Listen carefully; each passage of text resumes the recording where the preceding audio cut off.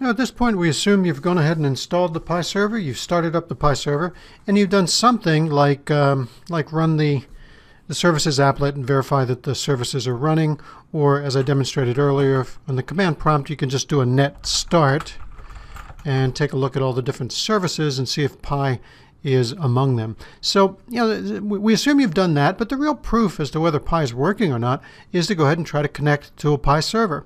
How do you connect to a Pi server? Well, we have a connection dialog box, this connection manager utility that you'll see in just about every application that makes use or that connects to a Pi server.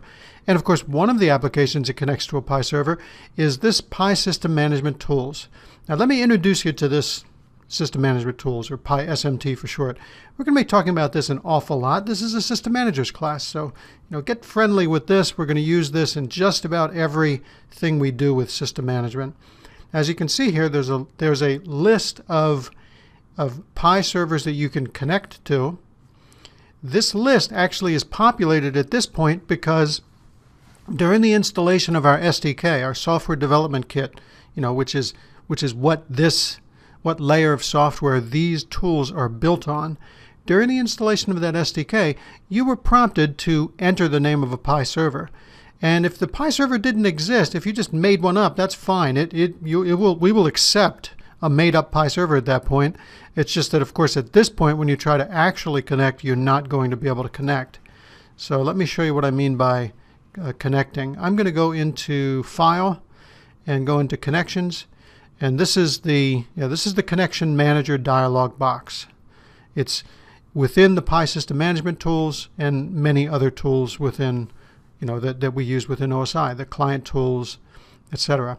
So this is how we would initiate a connection. You go ahead and click on the checkbox.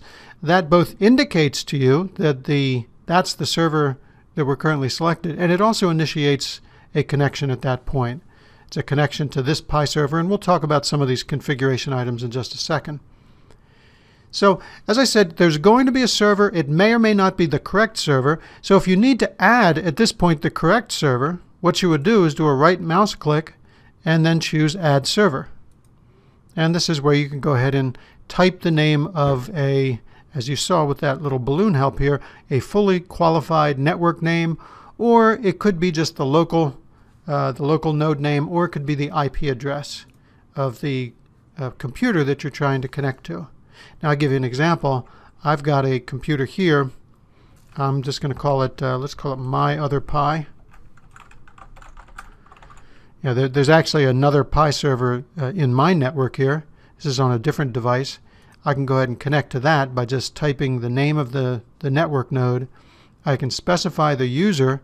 I think I'm going to specify Pi Demo. These are two of the default users that we install with Pi.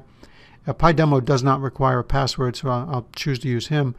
And then I'm going to specify the connection type is going to be Pi 3. There's only two choices there. This is the old system that runs under VMS. Very few customers still have that, so typically you're going to be using Pi 3. And the port number for Pi 3 is 5450, unless somebody's decided to change things drastically. It is changeable, but typically we see people leave that alone. So with those inputs, with the name of the user, okay, the name of and the password if it's required, and by the way, this username can be something you type if you have some users defined in Pi.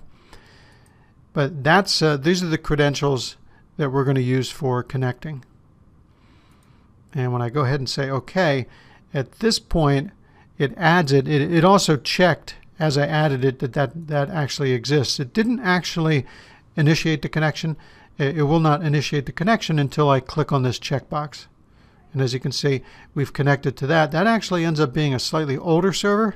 As you can see, I'm on the latest version right here. This is an older version, the Pi server that we, of course, can continue to connect to. And I'll go ahead and disconnect from that. I'll go ahead and close the Pi Connection Manager. Now, what happens if you don't have the Pi System Management Tools on the computer that you would like to test this connection from? Well, if you do have any Pi software at all, you probably have this directory, Program Files Pi PC, Pi SDK. Just about all of our client applications will install this directory, and within this directory you'll find this little utility called About PI SDK. When you run this utility, one of the options it has is that connection manager. So if you don't have that system management tools, you can access the same dialog box by, again, going into this About PI SDK and just clicking on Connections.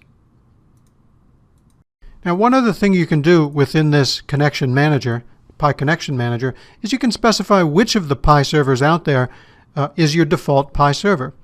I would do that within Tools, within Options. You simply choose what your default server is. As you can see, this is a list of the configured servers. Now, just a minor point here, the repository for all the information that you're putting in here, the configuration of the default server and the list of servers, that's all kept in something called the known servers table. Sometimes you'll hear us refer to that as the KST in our writings. So that's what we're talking about, the known servers table, simply a place within Windows where we store all this information.